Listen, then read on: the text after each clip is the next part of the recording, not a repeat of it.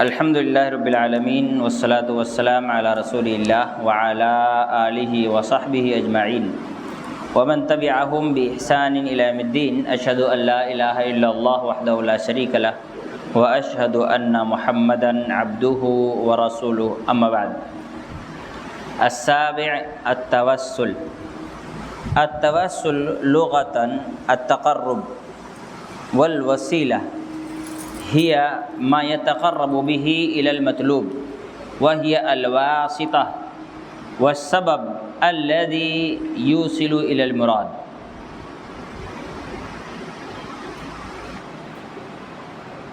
آج کا جو سبق ہے وہ ہے وسیلہ سے متعلق، اسی کو کہتے ہیں التوسل۔ وسیلہ کا معنی ہوتا ہے ذریعہ، اردو زبان میں وسیلہ کا معنی ہوتا ہے ذریعہ، اس کو آپ میڈیم بھی کہہ سکتے ہیں۔ آپ یہاں سے سیالدہ جاتے ہیں تو آپ ایک آٹو پکڑیں گے، بس پکڑیں گے، اولا، اوبیر، ریپیڈو، دوست کی گاڑی، جس کسی بھی ذریعے سے آپ سیالدہ پہنچیں گے اس ذریعے کو کہا جائے گا وسیلہ۔ وسیلہ کا معنی کیا ہوا؟ ذریعہ، جس کے تھرو، جس کے ذریعے سے انسان کسی جگہ سے کسی جگہ پہنچتا ہے۔ جیسے کوئی آدمی بولے گا بھائی کیسے آئے؟ ہم بائک سے آیا ہوں، اس کے آنے کا جو وسیلہ ہوا وہ کیا ہوا؟ بائک۔ تو وسیلہ اس کی جمع ہے وسائل۔ وسائل بے وسائل کی کمی ہے، کہتے ہیں نا، کبھی کبھی وہ مدرسے والے چندہ کرنے آتے ہیں کہ جی وسائل کی بڑی تنگی ہے، میں نے وہ ذرائع نہیں ہیں جس کے ذریعے وہ اپنے ادارے کے اخراجات کو مکمل کر سکے، اس لیے کہتے ہیں کہ وسائل کی بڑی کمی ہے۔ تو کہتے ہیں التوسل لغتاً، توسل کا لغوی معنی ہے کسی چیز کو کسی سے قریب کرنے والا شے۔ امام ابن اسیر رحمہ اللہ اپنی کتاب النہایہ میں کہتے ہیں الواصل الراغب والوسیلہ القربہ والواسطہ۔ وسیلہ کہتے ہیں واسطہ کو جس واسطے سے آدمی جاتا ہے۔ وما يتوسل به الى شيء ويتقرب به، جو کسی چیز کو کسی جگہ تک پہنچائے یا کسی کے قریب کرے اس کو وسیلہ کہتے ہیں۔ دنیا میں جو لوگ وسیلہ اختیار کرتے ہیں وہ اسی نیت سے کرتے ہیں کہ یہ ہم کو اللہ سے قریب کریں گے، یہ ہمارے دعاؤں کو قبول کروائیں گے، اسی لیے وسیلہ اختیار کرتے ہیں۔ وجاء فی القاموس، ڈکشنری میں کہتے ہیں وصل الی اللہ تعالی توصیلا عمل عملا تقرب به الیہ، کوئی آدمی ایسا کام کرے جو اس کو اللہ کے قریب کر دے، اسی کو وسیلہ کہتے ہیں۔ ومعنى الوسیلہ فی القرآن ما ذکرناہ من المعنى اللغوی وهو المعنى الذي فسر به السلف لفظ الوسیلہ الواردۃ فی القرآن۔ کہتے ہیں قرآن مجید میں بھی وسیلہ کا وہی معنی استعمال ہوتا ہے جو ڈکشنری میں استعمال ہوا ہے، اور اس کا معنی ہوتا ہے التقرب الی اللہ تعالی بالاعمال الصالحہ، اللہ کے قریب ہونا نیک اعمال کے ذریعے سے۔ دنیا میں جو لوگ وسیلہ اختیار کرتے ہیں وہ یہی کہتے ہیں کہ اللہ نے قرآن میں وسیلہ اختیار کرنے کا حکم دیا ہے، لہٰذا ہم وسیلہ پکڑ رہے ہیں۔ تو قرآن میں جو وسیلہ اختیار کرنے کا حکم دیا گیا اس کا کیا مطلب ہوا؟ نیک اعمال کا اختیار کرنا، جو عمل اس کو اللہ سے قریب کرے۔ جیسا کہ اللہ رب العالمین نے قرآن مجید میں اس ذکر کیا ہے کہ یا ایھا الذین آمنوا اتقوا اللہ، اے وہ لوگو جو ایمان والے ہو اللہ سے ڈرو، وابتغوا الیہ الوسیلہ، اور اللہ تعالیٰ کے قریب ہونے کے ذرائع اختیار کرو، وجاہدوا فی سبیلہ، اللہ کے راستے میں جہاد کرو، لعلکم تفلحون، تاکہ تم لوگ کامیاب ہو جاؤ۔ اللہ سے ڈرو اور اللہ رب العالمین کے قریب کرنے والے اعمال اختیار کرو، یعنی ہر وہ عمل جو اللہ کے قریب کرتا ہے وہ عمل بذات خود کیا ہے؟ وسیلہ ہے۔ کوئی انسان وسیلہ نہیں ہے۔ ہم نماز پڑھتے ہیں تاکہ ہم نیکی حاصل کریں، گناہ ہمارے معاف ہوں، ہم جنت کے قریب ہوں، ہم جہنم سے دور ہوں۔ تو نماز بذات خود وسیلہ ہے، نماز بذات خود وسیلہ ہے۔ اس نماز کو قبول کروانے کے لیے کسی اور کے وسیلے کی ضرورت نہیں ہے۔ اللہ تعالیٰ نے فرمایا وَاسْتَعِینُوا بِالصَّبْرِ وَالصَّلَاةِ، وَاسْتَعِینُوا، تم اللہ کی مدد حاصل کرو، اللہ سے مدد مانگو، بِالصَّبْرِ، صبر کے ذریعے سے، وَالصَّلَاةِ، نماز کے ذریعے سے۔ مطلب یہ ہوا کہ تم صبر کرو، نماز کو لازم پکڑو، اللہ تعالیٰ تمہاری مدد کرے گا۔ تو اللہ کی مدد حاصل کرنے کا ذریعہ اور وسیلہ کیا ہوا؟ صبر اور نماز بذات خود۔ نماز اور صبر یہ اللہ تعالیٰ کے مدد کو حاصل کرنے کا ذریعہ ہے۔ وقولہ سبحانہ، اللہ تعالیٰ نے ایک دوسری جگہ قرآن مجید فرمایا اولئک الذین یدعون یبتغون الی ربہم الوسیلہ، یہ لوگ وہ ہیں جو اللہ تعالیٰ کو پکارتے ہیں اور اپنے رب کے قریب ہونے کے لیے وسیلہ اختیار کرتے ہیں۔ ایہم اقرب، وہ ڈھونڈتے ہیں ایسے وسیلے کو جو اللہ تعالیٰ کے سب سے زیادہ قریب کرنے والا ہو۔ اب اللہ تعالیٰ سے قریب کرنے والا سب سے زیادہ عمل کون سا ہے؟ فرض عبادتیں، فرض عبادتیں۔ اللہ کے رسول صلی اللہ علیہ وسلم نے فرمایا، اللہ تعالیٰ نے فرمایا، یعنی حدیث قدسی، اللہ تعالیٰ نے کیا کہا؟ بندہ میرے قریب ہونے کے لیے جن اعمال کو اختیار کرتا ہے ان میں سب سے زیادہ قریب کرنے والا عمل کون سا ہے؟ فرض عبادتیں۔ انسان اللہ کے قریب ہونا چاہتا ہے تو سب سے پہلے ضروری یہ ہے کہ وہ فرض عبادتوں میں کوتاہی نہ کرے۔ اب آدمی اللہ کے قریب ہونے کے لیے نفل پر نفل پڑھا جا رہا ہے لیکن فجر میں آ ہی نہیں رہا ہے، نفلی روزے تو خوب رکھ رہا ہے لیکن رمضان کے مہینے میں روزہ ڈھنگ سے نہیں رکھ رہا ہے نا۔ اللہ تعالیٰ نے انسان کے لیے جو چیز فرض کیا ہے وہ نہیں کر رہا ہے، نفل خوب کر رہا ہے۔ نفل حج تو بہت کیا لیکن پڑوسی کا حق ادا نہیں کیا، جبکہ پڑوسی کا حق ادا کرنا اسلام نے واجب قرار دیا اور نفل حج واجب نہیں ہے۔ تو اللہ رب العالمین کے قریب ہونے کے لیے سب سے بہترین عمل کیا ہے؟ اللہ تعالیٰ کے واجب کردہ اعمال، جن اعمال کو اللہ تعالیٰ نے واجب کیا ہے۔ پھر ان واجب اعمال کے بعد آتی ہے نوافل، یعنی وہ عبادتیں جو واجب نہیں ہیں۔ سب سے پہلے 5 وقتہ نماز جو فرض ہیں، آدمی اس کی تکمیل کرے۔ پھر اس کے بعد دوسرے نمبر پر کیا آتا ہے؟ سنت مؤکدہ، فجر سے پہلے 2 رکعت، ظہر سے پہلے 2 رکعت، ظہر کے بعد 2 رکعت، مغرب کے بعد 2 رکعت، عشاء کے بعد 2 رکعت وتر۔ پھر اس کے بعد باری آتی ہے نفل دوسری نمازیں، جیسے چاشت کے وقت کی نماز ہے نا، اسی طرح سے صلاۃ الاوابین، صلاۃ الضحیٰ، ایک وہ نماز ہے جو سورج نکلنے کے ساتھ فوراً پڑھی جاتی ہے، ایک وقت نماز ہے جو کیا کہتے ہیں 8-9 بجے کی طرف پڑھی جائے گی، اسی کو چاشت کہتے ہیں۔ اشراق کی نماز جو فجر کے فوراً بعد پڑھی جاتی ہے وہ اشراق ہے، اس کے بعد چاشت کے وقت کی نماز ہوئی۔ اس کے بعد پھر انسان کے لیے تہجد ہے، چاہے 2 رکعت پڑھے، 4 رکعت پڑھے، 8 رکعت پڑھے، تہجد کی نمازیں ہیں۔ اس کے بعد آدمی کے پاس اگر موقع ہے تو بین کل اذانین صلاۃ، آدمی ظہر کے اذان کے بعد فوراً آ گیا ہے، 2 رکعت سنت مؤکدہ پڑھ لیا، تحیۃ المسجد پڑھ لیا، اس کے بعد بھی وقت ہے تو اب جتنا چاہے وہ سنت پڑھے جا رہا ہے، 2 رکعت 4 رکعت موقع ملا تو نفل پڑھ رہا ہے۔ نماز کے بعد کوئی کام نہیں ہے، خواہ گھر جا کے بور ہوں گے، کوئی کام نہیں ہے، چلو 2-4 رکعت نفل پڑھ لیتے ہیں، نفل پڑھ لیا ہو۔ اسی طرح سے آدمی رمضان کے روزہ رکھا، شوال کے روزے رکھ لیے، ذی الحجہ کی 1 تاریخ سے 9 تاریخ تک روزہ رکھ لیا، عاشورہ کا روزہ رکھ لیا، پھر سوموار اور جمعرات کے روزے رکھ لیے، پھر 13, 14, 15 ہر مہینے کے عربی تاریخ کے حساب سے روزہ رکھ لیے۔ پھر موقع ملا تو چلو آج کیا بات ہے، چلو روزہ رکھ لیتے ہیں، بہت دن سے کیا کہتے ہیں کوئی نفل روزہ رکھے ہی نہیں تو روزہ رکھنا شروع کر دیا، تو یہ آدمی کیا ہو گیا؟ یہ سب اللہ تعالیٰ کے قریب کرنے والی چیزیں ہیں۔ تو مومن کے لیے وسیلہ اگر کچھ ہے تو سب سے بڑی اور سب سے اہم وسیلہ کیا ہے؟ عبادت۔ عبادت بذات خود وسیلہ ہے، کیونکہ یہ عبادت ہی اس کو اللہ کے قریب کریں گے۔ اللہ تعالیٰ عبادتوں کو زبان دے گا، بولنے کی طاقت دے گا، ہے نا؟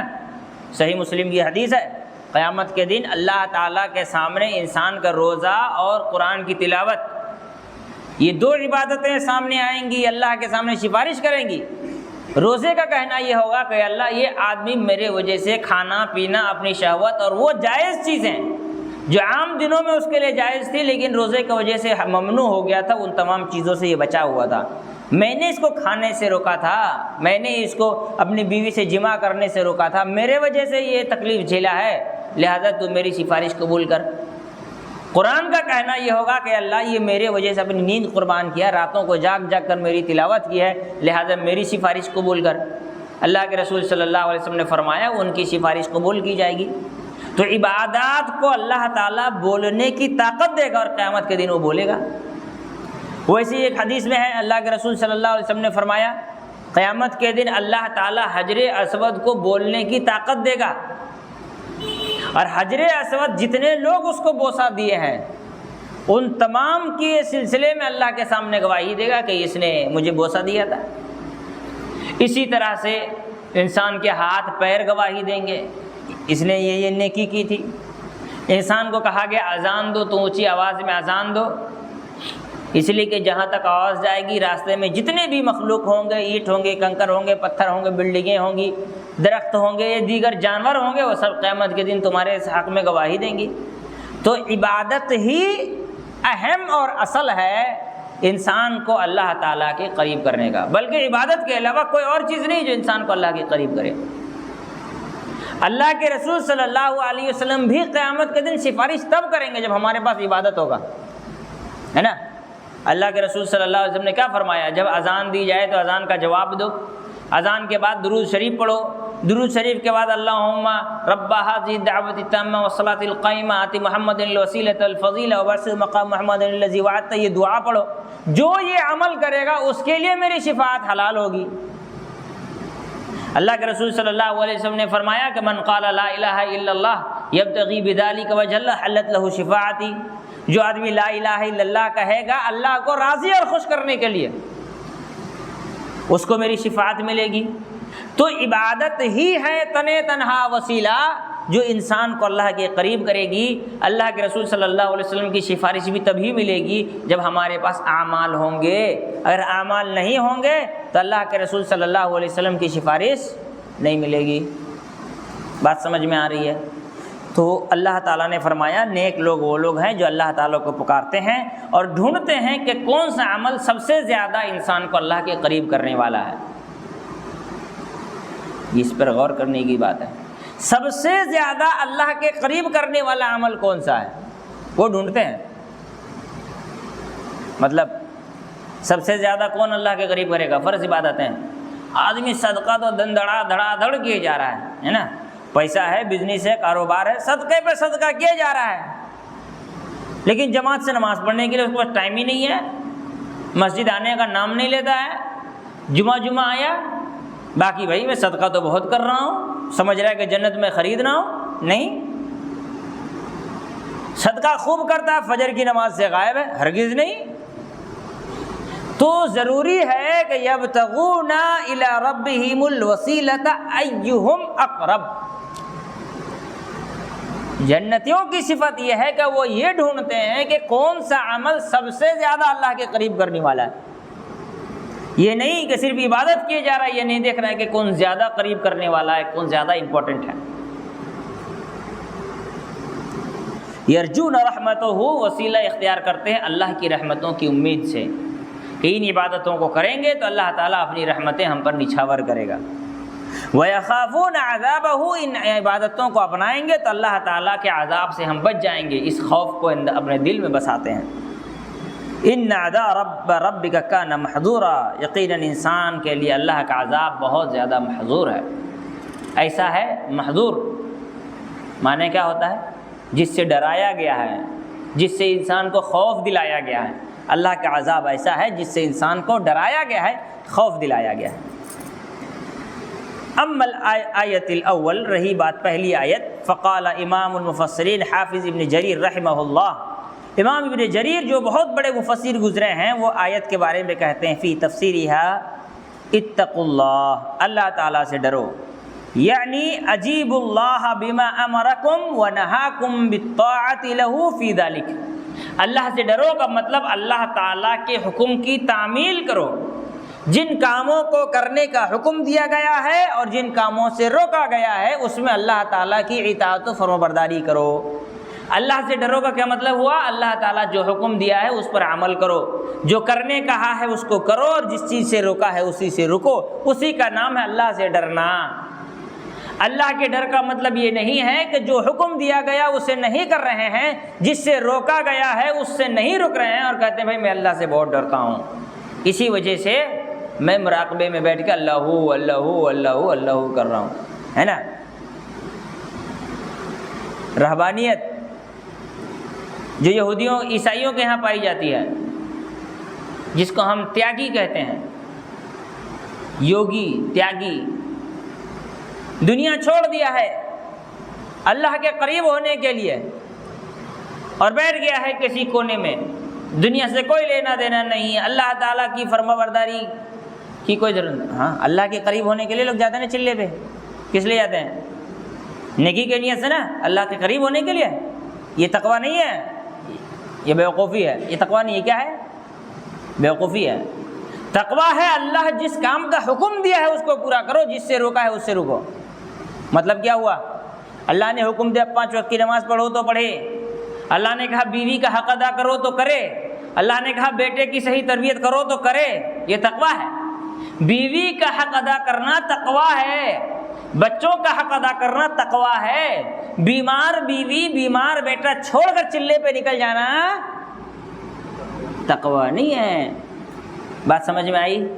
امام ابن جریر رحمۃ اللہ علیہ کہتے ہیں کہ اتقوا اللہ، اللہ سے ڈرو، اس کا مطلب ہے اجیب اللہ بما امرکم، جس چیز کا اللہ نے حکم دیا ہے اسے پورا کرو، ونہاکم، اور جن چیزوں سے روکا ہے ان چیزوں سے رک جاؤ، بالطاعۃ لہ فی ذلک، ان چیزوں میں اللہ تعالیٰ کی اطاعت کرتے ہوئے، وابتغوا الیہ الوسیلہ، یعنی واطلبوا القربۃ الیہ بالعمل بما یرضیہ، کہا اللہ تعالیٰ کے قربت کو حاصل کرنے کی کوشش کرو ان اعمال کے ذریعے جن اعمال سے اللہ راضی ہوتا ہے، یعنی جن اعمال کو اللہ پسند کرتا ہے، جن اعمال سے اللہ راضی ہوتا ہے، ان اعمال کو انجام دے کر کے تم اللہ کے قریب ہونے کی کوشش کرو، نہ کہ کوئی ایسا عمل کرو جس کو اللہ پسند ہی نہیں کرتا ہے اور سوچو اس کے ذریعے میں اللہ کے قریب ہو جاؤں گا، جیسے کہ بدعات۔ اللہ تعالیٰ نے جس عمل کو کرنے کا حکم نہیں دیا، جس کے بارے میں نہیں کہا کہ میں اس عمل سے راضی ہوتا ہوں، جس کے بارے میں نہیں کہا کہ اس عبادت سے میں خوش ہوتا ہوں، ان عبادتوں کا آدمی اپنا لے اور یہ تصور کر بھائی نیکی تو کر رہے ہیں، دعا ہی تو کر رہے ہیں، نماز ہی تو پڑھ رہے ہیں، ہے نا، کھانا ہی تو کھلا رہے ہیں، قرآن ہی تو پڑھ رہے ہیں، اللہ نے نہیں کہا لیکن کر رہے ہیں، اور سوچتے ہیں اس کے ذریعے سے ہم اللہ کے قریب ہوں گے۔ ہو ہی نہیں سکتا، ہرگز کسی بھی صورت نہیں۔ تو ابتغوا الیہ الوسیلہ کا ترجمہ کیا کرتے ہیں؟ واطلبوا القربۃ الیہ بالعمل بما یرضیہ، وہ اعمال جو اللہ تعالیٰ کو پسند ہوں، جس سے اللہ راضی ہوتا ہو، ان اعمال کو اختیار کر کے اللہ کے قریب ہونے کی کوشش کرو۔ اسی طرح حافظ ابن کثیر رحمہ اللہ جو بہت بڑے مفسر، جس کو امام المفسرین کہا جاتا ہے، جنہوں نے تفسیر کی بہت بڑی کتاب تفسیر ابن کثیر لکھی ہے، وہ کہتے ہیں کہ عبداللہ ابن عباس رضی اللہ تعالیٰ عنہ کہتے ہیں کہ ان معنی الوسیلہ فیہا القربہ، کہ یہاں قرآن مجید میں جہاں اللہ نے وسیلہ اختیار کرنے کا حکم دیا ہے، اس کا معنی ہے قریب ہونے کی کوشش کرنا۔ وسیلہ کا کیا معنی ہے؟ قربہ معنی اللہ تعالیٰ کے قریب ہونے کی کوشش کرنا۔ ایک دم باریک بات سمجھ جائیے، اللہ تعالیٰ نے وسیلہ کہا، اس کا مطلب حضرت عبداللہ ابن عباس کیا کہتے ہیں؟ اس کا معنی اللہ کے قریب ہونے کی کوشش کرنا۔ اور دنیا میں جو لوگ وسیلہ اختیار کرتے ہیں وہ کیا کرتے ہیں؟ اللہ سے دور ہونے کی کوشش کرتے ہیں۔ بات سمجھ میں آئی؟ ہاں، آدمی ڈائریکٹ کہتا ہے کہ اللہ تو میرے گناہوں کو معاف کر دے، وہ ڈائریکٹ اللہ سے جڑنے کی کوشش کر رہا ہے۔ ایک آدمی کہتے بابا تو اللہ سے کہہ دے تاکہ اللہ مجھ کو معاف کر دے، یہ وسیلہ تو اختیار کیا لیکن یہ کیا ہو گیا، دور ہو گیا۔ یہ تو وسیلہ کا الٹا ہے، یہ تو بالکل یو ٹرن ہے، الٹا ہو گیا۔ تو قریب ہونے کے لیے کہا گیا، وہ دور ہو رہا ہے نا، تو یہی کہا گیا۔ وَنُقِلَ مِثْلُ ذَلِكَ عَنْ مُجَاهِدْ وَالْحَسَنِ وَعَبْدِ اللَّهِ ابْنِ كَثِيرٍ وَالسُّدِّي وَابْنُ زَيْدٍ وغیر واحد۔ اسی طرح بعض صحابہ، تابعین اعظام، اتباع تابعین و دیگر لوگوں سے، امام قتادہ سے، دیگر کئی مفسرین سے اس بات کا ذکر کیا گیا ہے کہ ای تقربوا به اتقربوا الیہ بطاعتہ، اللہ کا وسیلہ اختیار کرنے کا مطلب، اللہ کے لیے وسیلہ اختیار کرنے کا مطلب یہ ہے اللہ تعالیٰ کی اطاعت کر کے اللہ کے قریب ہونے کی کوشش کرنا، ایسے اعمال کو اختیار کرنا جن سے اللہ تعالیٰ راضی اور خوش ہوتا ہے۔ ثم قال ابن کثیر رحمہ اللہ، اسی طرح امام ابن کثیر رحمۃ اللہ پھر علیہ اس طرح کی باتیں بیان کرنے کے بعد کہتے ہیں وَهَذَا الَّذِي قَالَهُ هَؤُلَاءِ الْأَئِمَّةُ لَا خِلَافَ بَيْنَ الْمُفَسِّرِينَ فِيهِ۔ امام ابن کثیر رحمۃ اللہ علیہ، یہ امام ابن تیمیہ رحمۃ اللہ علیہ کے شاگرد تھے، یہ 8ویں صدی ہجری کے امام ہیں۔ یہ کہتے ہیں کہ مفسرین کے درمیان اس بات میں ذرہ برابر بھی اختلاف نہیں ہے کہ اللہ نے جہاں وسیلہ اختیار کرنے کا کہا ہے اس کا مطلب یہ ہے کہ عبادت کر کے اللہ تعالیٰ کے قریب ہوا جائے، اس میں کوئی اختلاف نہیں ہے۔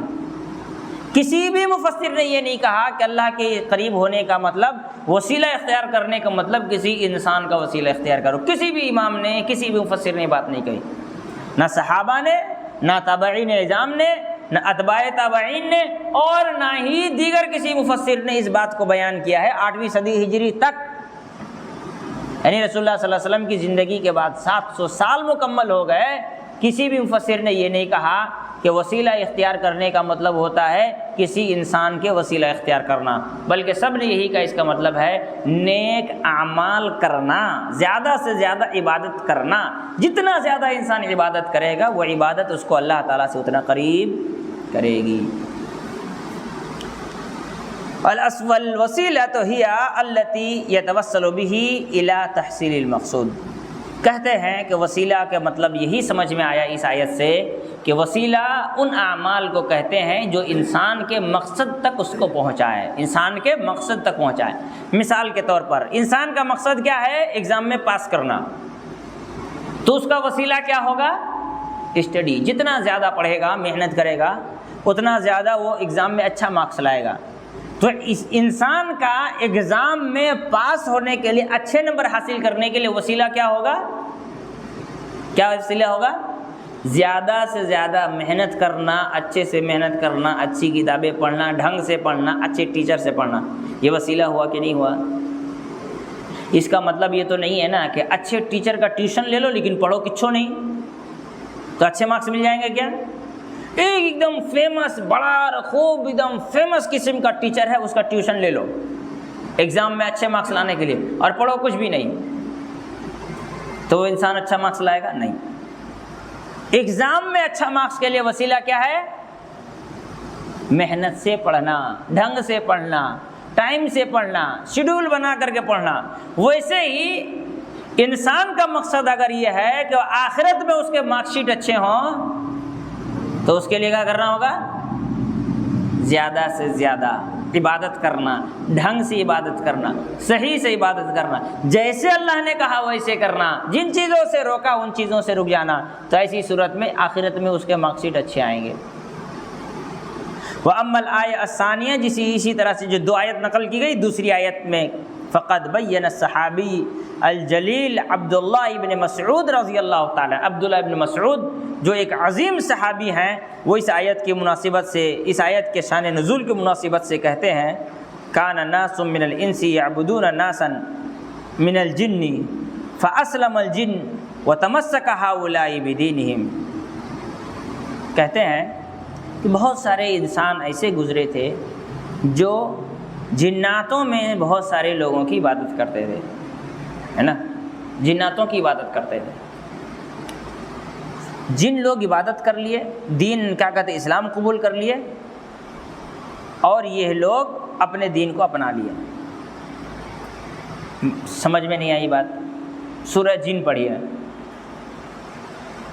وَأَنَّهُمْ كَانُوا بِرِجَالٍ مِّنَ الْإِنسِ يَعُوذُونَ بِرِجَالٍ مِّنَ الْجِنِّ فَزَادُوهُمْ رَهَقًا۔ یہ سورہ جن کی آیت ہے۔ جنات کسی زمانے میں، جب لوگ پرانے زمانے میں کسی، آج بھی لوگوں کا کانسیپٹ ہے، آج بھی لوگوں کا کیا کانسیپٹ ہے، اگر کوئی ایسا گھر ہے جو 2-4-5 سال بند ہو تو اس گھر میں لوگ گھسنے سے ڈرتے ہیں نا۔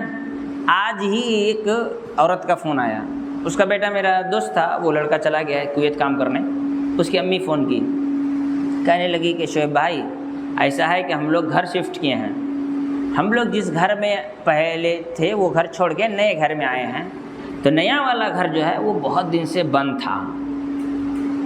پہلا جملہ کیا ہے؟ بہت دن سے بند تھا۔ اب اس گھر میں آنے کے بعد جیسے لگتا ہے کہ روح نکل جائے گی، اس لیے رات کو ہم لوگ ٹینشن میں آ کر کے گھر سے باہر نکل جاتے ہیں، ایک دم اندر جیسے لگتا دم گھٹتا ہے۔ ایسا کچھ ہوگا کیا؟ گھر میں کچھ ہو گیا ہو یا کچھ ہو گیا ہو، اس کے لیے کیا کچھ عمل بتائیے۔ میں نے کہا کہ سورہ بقرہ ڈیلی تلاوت کرتے رہیے، اور کیا عمل ہے اس کا؟ تو آج بھی، آج کے اس دور میں جو عمارت بہت دن سے بند پڑی ہو، اس عمارت میں داخل ہونے سے آدمی ڈرتا ہے، یعنی جنات ونات رہتے ہوں گے۔ ارے بھائی جہاں انسان رہتا ہے وہاں جنات رہتے ہی ہے، ہمیشہ ایک تو جن ہمیشہ انسان کے ساتھ رہتا ہے، ہمزاد جس کو کہتے ہیں، ہے نا۔ کھانا کھاؤ بسم اللہ نہ کہو بیٹھ جاتا ہے کم بخت شیطان کھانا کھانے کے لیے۔ گھر میں داخل ہوئے بسم اللہ نہیں بولا، ساتھ میں گھس گیا، بسم اللہ بول کے بستر میں نہیں گئے، ساتھ میں سو گیا۔ بھئی نئے گھر میں جا رہے ہو، جو بند پڑا تھا وہاں پہ نیا کیا ہے؟ ہمیشہ تو 2-4 ساتھ میں رہتا ہی ہے شیطان، خون میں دوڑتا، دل میں ایک جگہ خاص ہے جہاں وہ جا کے بیٹھا رہتا ہے۔ پھر الگ سے یہ گھبرانا کہ بھائی یہ گھر بہت دن سے بند تھا یا جنات ہوتا ہے، کون سا وقت ہے جب جن تمہارے ساتھ نہیں رہتا ہے؟ نماز میں آدمی کھڑا ہوا تو اللہ کے رسول صلی اللہ علیہ وسلم نے فرمایا صفوں میں قدم سے قدم ملا لو، نہیں تو بیچ میں شیطان کھڑا ہو جائے گا، شیطان جنی تو ہے۔ پھر گھبرانا کس بات کا؟ کون سا وقت ہے جب تم جن سے الگ ہو؟ کوئی وقت نہیں ہے۔ تو بہت دن سے بند تھا، اس لیے ڈر لگ رہا ہے شاید یہاں پہ جن ہو۔ تو پرانے زمانے میں جب لوگ سفر کرتے تھے تو رات جب گزارنی ہوتی تھی تو کسی، اب شہر تو ہوتا نہیں تھا، آج کل چلو ریسٹورینٹ ہے، جا کے کیا کہتے ہیں، کیا بولتے ہیں اس کو، گیسٹ ہاؤس ہے، گئے روم بک کیے رہ لیے، ہوٹل مل گیا، پہلے تھا نہیں۔ وہی اونٹ میں سارا سامان لاد کے لے جاتے تھے، شام ہوا تو تمبو گاڑ دیے اور ٹینٹ بنا کر کے رہنے لگتے تھے۔ جنگل، بیابان، صحرائی علاقہ، چاروں طرف بالو، انسان نہیں ہے، یہاں جنات کا بسیرا ہے، وہ ڈر جاتے تھے۔ تو میدان میں اتر کے کیا کہتے تھے؟ اس وادی کے جنات کے سردار اور جنات سے ہم کہتے ہیں کہ تم ہمیں تکلیف نہ دو، ہم تمہیں نقصان نہیں پہنچائیں گے۔ وَأَنَّهُمْ كَانُوا بِرِجَالٍ مِّنَ الْجِنِّ كَانُوا بِرِجَالٍ مِّنَ الْإِنسِ، بہت سارے لوگ جو انسانوں میں سے ہوتے تھے، يَعُوذُونَ بِرِجَالٍ مِّنَ الْجِنِّ، جنات کی پناہ مانگا کرتے تھے۔ تو جنات دیکھتا تھا یہ گھبرایا ہوا ہے، مرغا ہاتھ لگا ہے، ہاں، فَزَادُوهُمْ رَهَقًا، تو جنات اور ڈراتے تھے ان لوگوں کو، ہے نا۔ پناہ کس کی مانگی جاتی ہے؟ اللہ تعالیٰ کی پناہ مانگی جاتی ہے نا۔ وہ جنات کی پناہ مانگتے تھے، کیا کرتے تھے؟ جنات کے سردار سے درخواست کرتے تھے کہ تم ہمیں تکلیف نہ پہنچاؤ، اپنے چیلے چپاٹوں کو کہو کہ ہم کو تکلیف نہ پہنچائے۔ تو جنات کی عبادت ہوئی۔ ہاں، تو اللہ رب العالمین نے فرمایا یہ جنات ونات سے نہیں، تم کو اگر کوئی ٹینشن ہے تو تم اللہ کے قریب ہونے کی کرو، جن کے سردار کے قریب ہونے کی ضرورت نہیں ہے۔ قال الحافظ ابن حجر رحمہ اللہ، حافظ ابن حجر اسقلانی رحمۃ اللہ علیہ، یہ بھی امام ابن تیمیہ رحمۃ اللہ علیہ کے شاگرد، 8ویں صدی ہجری کے بہت بڑے امام ہیں، کہتے ہیں ای استمر الجن انس الذين كانوا يعبدون الجن على عبادة الجن والجن لا يرضون بذلك لكونهم اسلموا وهم الذين صاروا يبتغون الى ربهم الوسيلة، کہ وہ لوگ جو جنات کی عبادت کرتے تھے وہ جنات کی عبادت کرتے رہ گئے، اور جنات اس بات سے ناخوش تھے کہ یہ ہماری عبادت کیوں کر رہے ہیں، اس لیے کہ جنات خود اللہ رب العالمین کی عبادت کرنے لگ گئے تھے، وہ اسلام قبول کر لیے تھے۔ بات سمجھ میں آ گئی؟ اس میں ایک بات یہ بھی ہے، بنی اسرائیل کو ہم لے لیں، سورہ نوح، چلو نوح علیہ السلام کے قوم کا ذکر ہے، نوح، سورہ نوح میں اللہ رب العالمین نے کیا کہا؟ وَقَالُوا لَا تَذَرُنَّ آلِهَتَكُمْ وَلَا تَذَرُنَّ وَدًّا وَلَا سُوَاعًا وَلَا يَغُوثَ وَيَعُوقَ وَنَسْرًا۔ جب نوح علیہ السلام نے اپنے قوم کے لوگوں سے کہا یہ شرک کرنا چھوڑ دو، تو اس قبیلے کے لوگوں نے کہا یہ دیکھو اپنے معبودوں کو نہیں چھوڑو گے، نصر، یغوث، یعوق، آلہتکم ودًا ولا سواع، ود، سواع، یغوق، یغوث، یعوق اور نصر، یہ 5 ان کے معبود تھے جن کی پوجا کرتے تھے۔ عبداللہ ابن عباس رضی اللہ تعالیٰ کہتے ہیں یہ 5 نوح علیہ السلام کے قوم کے نیک لوگ تھے، اللہ کے ولی، دیندار، ایماندار لوگ تھے۔ یہ مر گئے تو بعد کے لوگ ان کی پوجا شروع کر دیا۔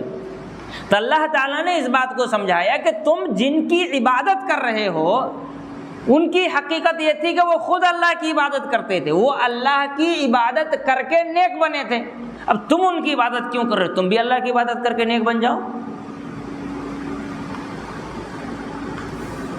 وَهَذَا هُوَ الْمُعْتَمَدُ فِي تَفْسِيرِ الْآيَةِ كَمَا نَصَّ ذَلِكَ الْإِمَامُ بخاری رحمہ اللہ فی صحیحہ عن ابن مسعود رضی اللہ تعالی عنہ۔ اور اس آیت کی تفسیر میں یہ جنات والی بات یہ سب سے زیادہ معتمد، سب سے زیادہ بھروسے کی بات ہے، کیونکہ امام بخاری رحمۃ اللہ علیہ نے اسے عبداللہ ابن مسعود رضی اللہ تعالیٰ عنہ سے روایت کی ہے۔ وَالْآيَةُ صَرِيحَةٌ فِي أَنَّ الْمُرَادَ بِالْوَسِيلَةِ مَا يَتَقَرَّبُ بِهِ إِلَى اللَّهِ تَعَالَى وَلِذَلِكَ قال يبتغون أن يطلبون ما يتقربون به إلى الله تعالى من الأعمال الصالحة۔ کہتے ہیں آیت نہایت ہی واضح بات کرتی ہے، بہت واضح اور صریح بات آیت میں ہے کہ وسیلے کا مطلب وہ اعمال ہیں جو انسان کو اللہ تعالیٰ کے قریب کرے۔ یہی وجہ ہے کہ اللہ تعالیٰ نے فرمایا یبتغون، ڈھونڈتے ہیں، تلاش کرتے ہیں، ڈھونڈتے ہیں، تلاش کرتے ہیں کہ وہ کون سی عبادت ہے جو مجھ کو اللہ کے قریب کرے۔ اس کا مطلب بہت سارا ہے، اس کا مطلب کیا ہے؟ بہت سارا ہے، جن میں سے ایک کو اپنانا ہے۔ یعنی یطلبون، وہ اخذ کرتے ہیں، معلوم کرتے ہیں، ما یتقربون به الی اللہ تعالی، ان اعمال کو جن کے ذریعے سے وہ اللہ تعالیٰ کے قریب ہو سکتے ہیں۔ وهذا التفسير الذي نقلناه عن السلف في معنى الوسيلة في الآيتين وهو الذي تدل عليه اللغة ويؤيده الفهم السليم۔ کہتے ہیں وسیلہ کا یہی تفسیر، وسیلے کی یہی تفسیر ہے جو سلف صالحین نے بیان کیا ہے، جو آیت میں موجود ہے۔ عربی لغت یعنی عربی زبان بھی یہی بات سمجھاتی ہے، اور سوچ جس کی صحیح ہوگی وہ بھی اسی بات کو تسلیم کرے گا۔ وَأَمَّا مَنِ اسْتَدَلَّ بِهَاتَيْنِ الْآيَتَيْنِ عَلَى جَوَازِ التَّفْصِيلِ بِذَوَاتِ الْأَنْبِيَاءِ وَالصَّالِحِينَ وَحَقِّهِمْ وَحُرْمَتِهِمْ فَهَذَا تَفْصِيلٌ بَاطِلٌ تَحْرِيفٌ للکلم عن مواضعه وصرف للفظ عن ظاہرہ الذی يدل علیہ۔ رہی بات ان لوگوں کی جو ان آیتوں سے وسیلے کے جائز ہونے کی بات بیان کرتے ہیں، نبیوں کے ذات کو، نیک لوگوں کے ذات کو وسیلہ بنانے اور یہ کہنے کا کہ انبیاء اور نیک لوگوں کا وسیلہ اختیار کرنا حق ہے، یہ محترم لوگ ہیں، تو یہ باطل تفسیر ہے۔ اللہ تعالیٰ نے قرآن میں جو بات کہی ہے اس کے خلاف بات بیان کرنا ہے، اور جو صحیح اور درست معنی ہے اس کا الٹا مطلب بیان کرنا ہے۔ وَتَحْمِيلٌ لِلنَّصِّ مَا لَا يَحْتَمِلُ فَضْلًا عَنْ إِنَّهُ لَمْ يَقُلْ بِهِ أَحَدٌ مِنَ السَّلَفِ وَلَا مِنَ الْمُفَسِّرِينَ الَّذِي يُعْتَدُّ بِقَوْلِهِمْ۔ کہتے ہیں اور قرآن کی آیتوں کا ایسا معنی بیان کرنا جو اس کا معنی حقیقت میں نہیں ہے، ان تمام باتوں کو چھوڑ کر کے جو باتیں مفسرین اکرام نے بیان کی ہے، امام مفسرین نے وسیلہ کا کیا معنی بیان کیا ہے اس کو چھوڑ دیا، ائمہ سلف نے جو معنی بیان کیا اس کو چھوڑ دیا، صحابہ اکرام نے جو اس آیت کا معنی بیان کیا ان کو بھی چھوڑ دیے۔ ان سب کو چھوڑ کر کے اس بات کی طرف گئے جن باتوں کا نہ تو عقل تسلیم کرتی ہے، نہ ڈکشنری جس کو مانتی ہے، نہ لینگویج جس چیز کا ڈیمانڈ کرتی ہے، اور نہ ہی مفسرین نے، صحابہ اکرام نے جو معنی بیان کیا اس کو اپناتے ہیں۔ ان تمام کو چھوڑ دے، کنارہ کشی اختیاروں سے ہلاک ہو جاتے ہیں۔ وَإِذَا تَبَيَّنَ أَنَّ الْوَسِيلَةَ هِيَ الْعَمَلُ الصَّالِحُ الَّذِي يَتَقَرَّبُ بِهِ إِلَى اللَّهِ فإن العمل الصالح لا بد أن يكون معلوما من الشرع۔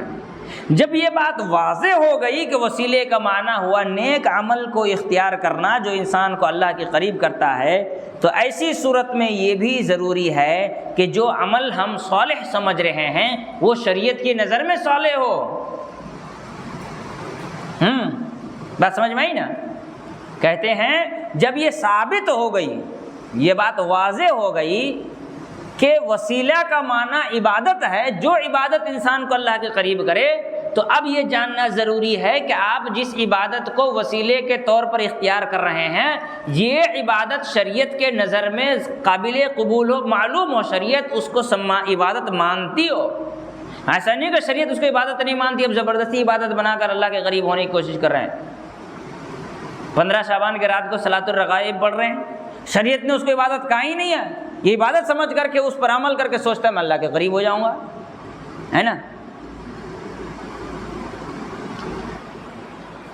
اس کے بعد کہتے ہیں لأن اللہ تعالی لم یکل اختیار هذه الاعمال الینا ولا یترک تحدیدا الى عقولنا او اذواقنا۔